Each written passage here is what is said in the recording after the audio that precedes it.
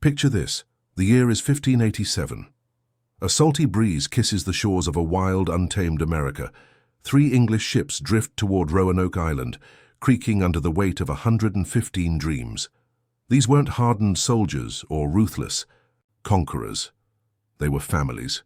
Ordinary people with extraordinary hopes. Moms, dads, children, dreamers. At their helm was John White, a man more artist than warrior, who believed this place could be their Eden, a New England stitched together, not by swords but by survival, sweat, and stubborn hope. Among them, a tiny heartbeat symbolized everything they believed in. Virginia Dare, John's own granddaughter, and the first English child born on American soil. The settlers rolled up their sleeves. They built homes, they grew food, they struck fragile pacts with native tribes. Every sunrise was a fresh promise. Every nightfall, a silent prayer that tomorrow would still belong to them. But life, especially in the New World, had other plans. A dire shortage of supplies forced John White to sail back to England, a trip he thought would be a quick there and back. Only history wasn't feeling cooperative. England was at war with Spain.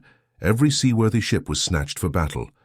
White waited and waited, helpless, as 3 years slipped through his fingers like sand. When he finally clawed his way back to Roanoke, his heart must have been a battlefield of dread and hope. But the island that had once buzzed with life now whispered only with wind. Home stood eerily intact. No smashed doors, no charred ruins, no bloodstains, just emptiness and a word. Carved deep into a post at the entrance to the fort, the word Croatoan. A clue, a cruel joke. No one knew. White had once agreed with his settlers that if they had to relocate, they'd carve their destination into wood. If danger forced them, they'd also carve a cross. No cross this time. Maybe they moved willingly. Maybe they were alive. But just as White prepared to search for Croatoan Island, fate laughed in his face. A brutal storm battered his ship. Anchors snapped, supplies vanished, morale collapsed. Defeated, White was forced to turn back, the echoes of that deserted island clinging to him forever. He never returned. Neither did the colonists. Centuries later, the Lost Colony of Roanoke would become America's first unsolved mystery. Historians obsessed over it. Conspiracy theorists gorged on it. Ghost stories swirled like coastal mists. Where had they gone? Or a darker thought, what had found them? For centuries, the mystery of Roanoke simmered in the background of American history like a ghost story told around campfires. Everyone had a theory, but no one had proof. Some whispered that the settlers were slaughtered by local tribes. Others blamed starvation, disease, or the merciless storms of the Atlantic coast. A few pointed trembling fingers at darker forces, curses, haunted lands, the earth itself rejecting them. The theories grew wild, tangled like the forests that had swallowed the colony whole. And yet, little pieces of the puzzle kept washing up. There were old tales from Jamestown settlers who claimed to meet tribes speaking broken English. Some Native Americans were said to have gray eyes and lighter hair, strange among the local nations. English-style villages etched onto crude maps. Hints, not proof, the kind of things skeptics could laugh off but storytellers couldn't let. Go fast forward to 2012, when a dusty old map at the British Museum decided to stir the pot again, an ordinary afternoon. A researcher, poking through the museum's collection, stared at a centuries-old watercolor by none other than John White himself, the governor who'd lost his people. The map had always been interesting, pretty even, but under intense light, the researcher saw something chilling, a faint outline of a fort hidden beneath a patch of paper, a square fortress tucked exactly 50 miles inland. Suddenly, a throwaway line from White's journals roared back into relevance. He had written that the colonists planned to move 50 miles into the Main if things went bad. 50 miles. Right. Where the hidden fort was. Coincidence, come on. It wasn't just the map itself, it was what it symbolized. If true, it meant the colonists hadn't vanished into thin air. They had a plan, a destination. A secret sanctuary, maybe to hide from Spanish spies, hostile tribes, or the endless litany of dangers in the New World.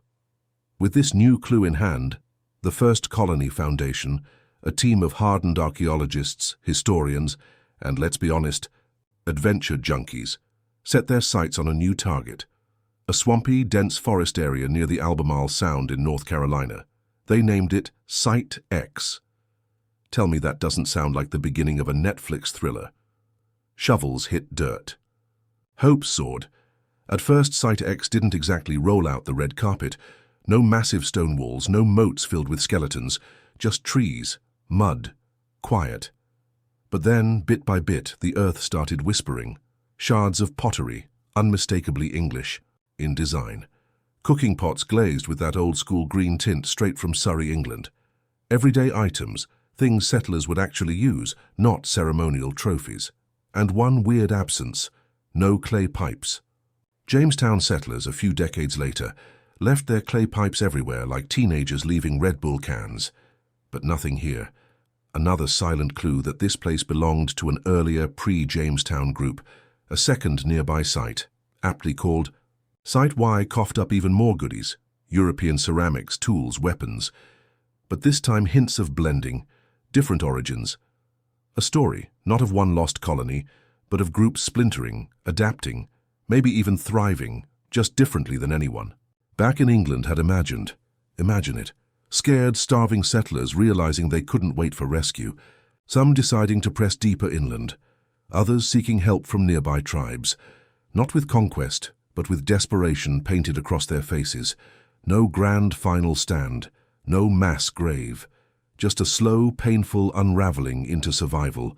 While Site X and Site Y were stealing headlines, another story, quieter but no less electric, was unfolding just off the coast, Hatteras Island, once called Croatoan. The very name carved into that old fort post like a scream swallowed by time. Here, beneath windswept dunes and salty air, archaeologists found something that didn't whisper. It shouted. English artifacts. Not dropped, not traded. Lived with. A rusted rapier hilt, broken gun parts, and most chilling of all, a slate writing tablet still etched with faint scratches of English words. Personal. Human. This wasn't an accidental pit stop. This was life. Adaptation. Working shoulder to shoulder with the Croatoan Archaeological Society, British archaeologist Mark Horton and local historian Scott Dawson began to piece together a different ending. Not tragedy, transformation. Local. Native stories, long dismissed by mainstream scholars as myth or romanticized nonsense, suddenly looked more like eyewitness accounts. Generations of families on the island spoke of ancestors with English blood, words in their language that didn't trace back to their traditions, but to faraway England. For once, folklore and archaeology weren't in a fistfight. They were finishing each other's sentences. Scott Dawson's 2020 book, The Lost Colony in Hatteras Island, dropped the mic. Maybe the settlers didn't disappear into the woods to die. Maybe they walked into new lives, adopting new customs, new families, even new identities. And here's the kicker. What if both stories were true? Some settlers heading inland, carving hidden refuges among the swamps and rivers. Others embracing the Croatoan, learning to fish, to farm, to survive in a land that had already decided it didn't care about English dreams. Think about that for a second. This wasn't the neat Netflix-style vanishing everyone imagined. It was messy, human, complicated, a living patchwork of loss, hope, fear, and adaptation. And it gets even better, or worse, depending on your appetite for plot twists. Archaeologists ramped things up with new tech, ground-penetrating radar, LiDAR scans, stripping away trees like peeling an orange, DNA sampling deep in the bloodlines of local tribes. And what they found? It flipped the table over. European genetic markers inside communities that had no documented contact with Europeans until long after Roanoke. Pottery, cooking gear, architecture styles, all screaming late 1500s England. Not Jamestown, not Plymouth. Rock Roanoke. The timeline had been wrong all along. The beginning of European America didn't start where we built statues. It started where we forgot to even look. Then came 2025, the year the ghost of Roanoke finally got tired of whispering and decided to roar. On an icy February morning, a team digging just outside Site X hit something. Not pottery, Not tools, bones, a grave, a woman. Buried with Christian traditions, head facing west, feet pointing east, awaiting the resurrection. When they ran her DNA, the truth hit like a thunderclap. She was European, and not from a later Jamestown era, from the exact time John White's settlers would have disappeared. This woman, someone's daughter, sister, maybe even mother, hadn't just visited. She had lived and died out there, buried by hands that cared enough to do it properly. She wasn't alone. Where there's one grave, there's always more. That single discovery shredded centuries of myth. The colonists didn't vanish. They fractured. They fought. They adapted. They survived. Just not in the way history books ever wanted to tell it. The word lost feels heavy when you say it out loud, doesn't it? We say the Roanoke colonists were lost, but maybe it wasn't the settlers who vanished. Maybe it was us who forgot how to listen, because as the DNA tests came back, as pottery, fragments told their stories, and as ground-penetrating radar peeled back the skin of the earth, a deeper truth surfaced, one way scarier than ghost stories or conspiracies. History didn't erase them. We did. Over centuries, while we built shiny myths around Jamestown and Plymouth Rock, we left Roanoke buried under moss and myths. The first, real settlers of the New World weren't standing tall in polished portraits.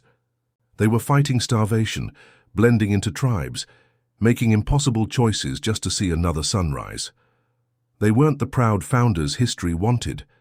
They were the desperate survivors history ignored. Maybe because survival isn't glamorous. It's messy, it's painful, it's quiet. No grand monuments were raised for them. No Thanksgiving feasts carved their names into national pride. Just broken pottery, rusted swords, DNA stitched into families who never got asked where they truly came from. The settlers who stayed on Hatteras, who became one with the Croatoan, weren't weak. They were bold enough to let go of everything they thought they were. The settlers who trekked inland toward Site X didn't betray their homeland. They chose life over loyalty to a flag they knew would never come rescue them. In the end, Roanoke wasn't a lost colony. It was an early version of America, raw, multicultural, a messy experiment in survival and fusion, long before anyone dreamed of signing a Declaration of Independence. And here's the kicker, the thing nobody tells you. History isn't written by the winners. It's written by the ones who survive. Long enough to have printing presses, those settlers didn't survive loud enough to be remembered the traditional way. They survived quietly, invisibly through bloodlines, campfire stories, and worn relics buried under the coastal sands of a restless land. Their existence challenges the fairy tale version of American beginnings we've been spoon-fed. It reminds us that history isn't just about the stories we tell. It's about the voices we choose to hear and the ones we leave behind. So next time you hear about the Lost Colony, remember, they weren't lost. We just stopped looking. You know, sometimes the biggest stories in history are sparked by the tiniest mistakes, a smudge, a strange patch on an old map. In 2012, tucked away in a quiet corner of the British Museum, a researcher re-examining the La Virginia Pars map, drawn by John White himself, stumbled upon something bizarre. On the map there was a piece of paper pasted over part of the original drawing. No one had paid much attention before. Everyone just assumed, probably just a patch job. But that day, under a special light that revealed hidden layers, the mystery emerged. Beneath the paper was the faint outline of a small square fort, about 50 miles inland from Roanoke. In other words, the Roanoke settlers had planned to move. John White even mentioned in his journals, if necessary, they would relocate about 50 miles inland. That sparked a brand new hope for archaeologists. Maybe the settlers didn't vanish. Maybe they quietly moved, slipping away from the eyes of Spanish forces or hostile tribes. Immediately, an archaeological organization called the First Colony Foundation launched a massive research project. They named the location Site X. Picture this. Deep in the dense North Carolina woods, a team of archaeologists digging, combing through every inch of soil. At first, it was crushingly disappointing. No fort. No palisades, no grand English-style buildings like everyone hoped.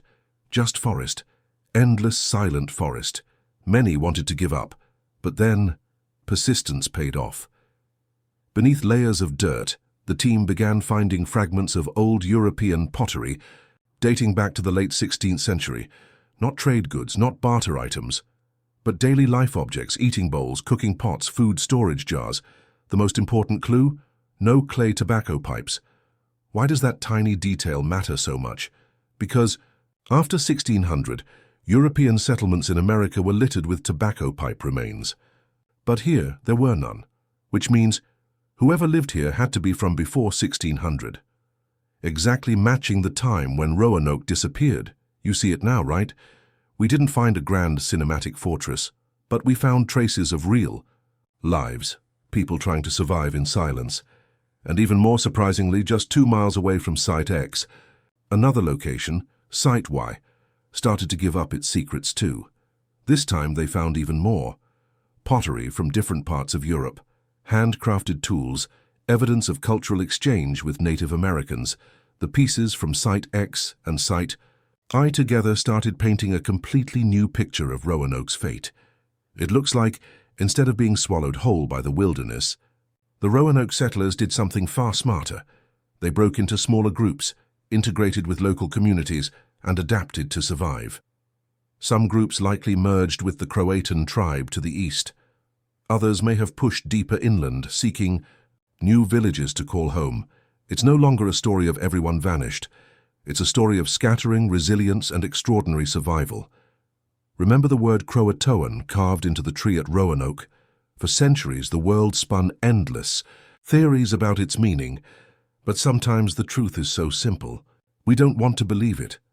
Right there on Hatteras Island, the place once called Croatoan, a small group of archaeologists quietly accomplished what generations before them had failed to do. They uncovered undeniable evidence. Beneath layers of salty sand and sea breeze they found a rusted English sword hilt from the 16th century, corroded gun parts, unmistakably not native-made, a slate tablet with faint traces of English writing. Do you realize what that means? The English really lived here. They didn't just pass through, they settled, lived, and blended in.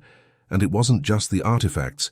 Oral histories passed down by the Lumbee and Croatan, local native tribes, tell the same story. A group of white people speaking English joined their communities. They married, had children, and built new lives, far away from the spotlight of written history. For a long time, scholars scoffed at these tales, dismissing them as mere folklore. But now every broken shard of pottery, every rusted sword hilt, is quietly speaking the truth. Scott Dawson, a local historian, published his book, The Lost Colony and Hatteras Island in 2020, where he boldly stated, "Roanoke didn't disappear. They survived right under our noses." Dawson believes that the smartest settlers chose to integrate with the Croatan, a tribe known for its tolerance, rather than wandering aimlessly into the woods or starving inland. And you know what's even more amazing? The genetic footprints. Some Native American families today still carry ancient European DNA, dating back to the 16th century, not from later immigration waves. In other words, they are descendants of the Roanoke settlers. They never vanished. It's just that history forgot them. Imagine this.